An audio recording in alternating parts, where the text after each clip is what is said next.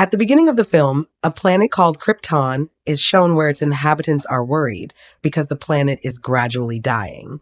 A baby is born to a couple and the father, Jor-El, is concerned about the planet's condition. He seeks the genetic codex, which contains the DNA and information of their planet, to populate another planet. Jor-El requests the codex from the Supreme Council, but they refuse. Suddenly, General Zod appears with his troops. He has been listening and fires at a council member, also seeking the genetic codex for evil purposes. Zod wants to transfer their inhabitants to another planet and eliminate its existing inhabitants, while Jor-El desires unity. A big fight ensues, and Jor-El escapes on his pet dragon. Jor-El finds the genetic codex, and Zod pursues him, attempting to attack. Jor-El's dragon gets injured protecting him, but Jor-El secures the codex and gives it to his wife, instructing her to infuse its DNA into their son. He foresees Krypton's destruction and believes their son, with his capabilities, must be saved.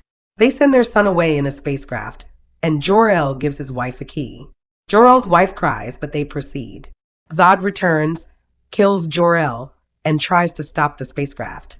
However, the Krypton Council intervenes, stopping Zod's attack, and imprisons him for Jor-El's murder. The baby spacecraft lands on Earth as Krypton is destroyed.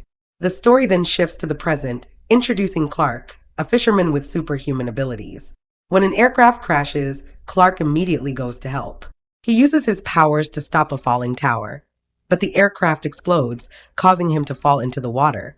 Clark remembers his past, including his abilities to see through things, hear distant sounds, and his immense strength. He recalls saving a school bus and children from drowning, not understanding how he did it at the time. His father had always advised him to hide his powers from the world, leading Clark to keep them secret and work as a waiter. Clark loves traveling and discovering new things. One day, he hears about a 20,000-year-old scout ship discovery, sparking his interest.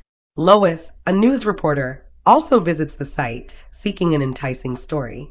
At night, she photographs the location and notices Clark, who is using laser vision to find the scout ship and melt ice on the mountains.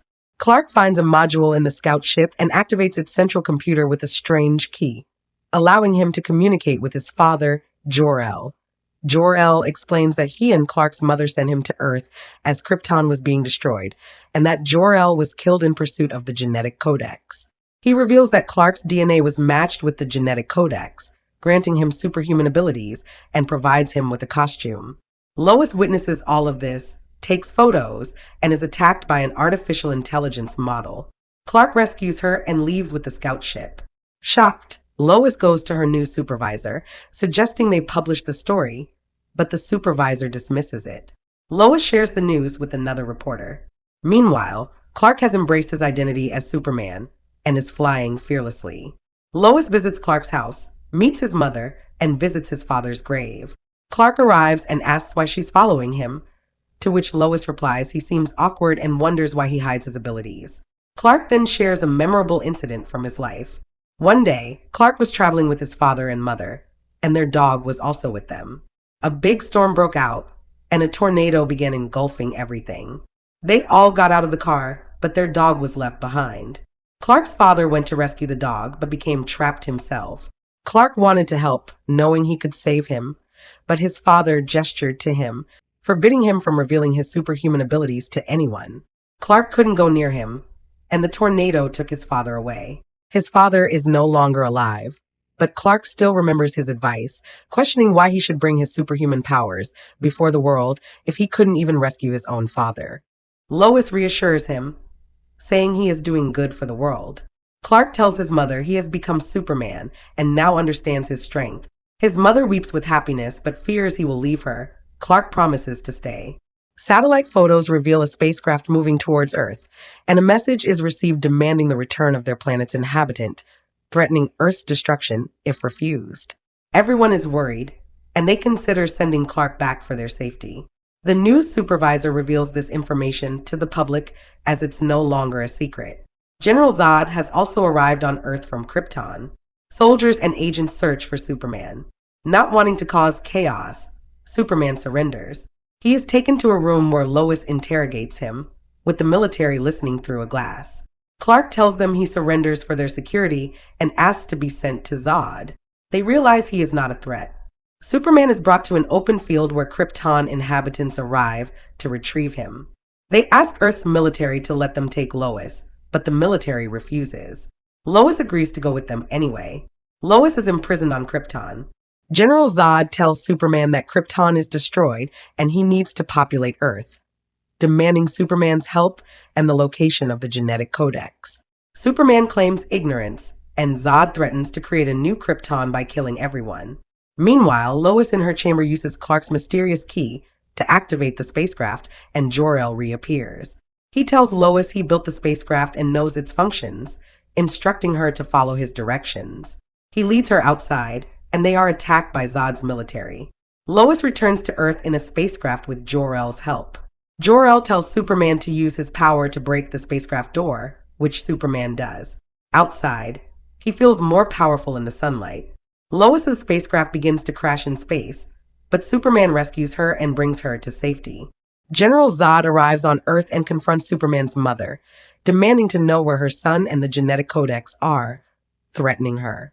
Superman appears, angered by Zod touching his mother, and swiftly flies away with Zod, striking him against poles. A great battle begins between them. Superman damages Zod's helmet, affecting his breathing. Superman almost kills him, but Zod's troops attack him. They take General Zod back to Krypton, where his attendant states it is his duty to extract the codex from Superman's body, dead or alive. Zod is pleased, as he is uncomfortable on Earth. He sends 2 machines to Earth that release a mysterious smoke, converting Earth's atmosphere to that of Krypton, frightening the inhabitants. Lois informs the army chief that Jor-El told her the machines can be destroyed by crashing the spacecraft she traveled in into them. Superman confirms this and states he will destroy the second machine. Superman goes and destroys one machine with his full strength.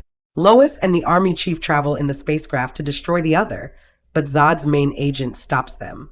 The pilot of Lois's spacecraft declares he will crash it into the machine to save the world, regardless of his life. He crashes the spacecraft into the machine, destroying it. Lois falls out of the spacecraft but is rescued by Superman, and they land safely. The people are relieved that both machines are destroyed.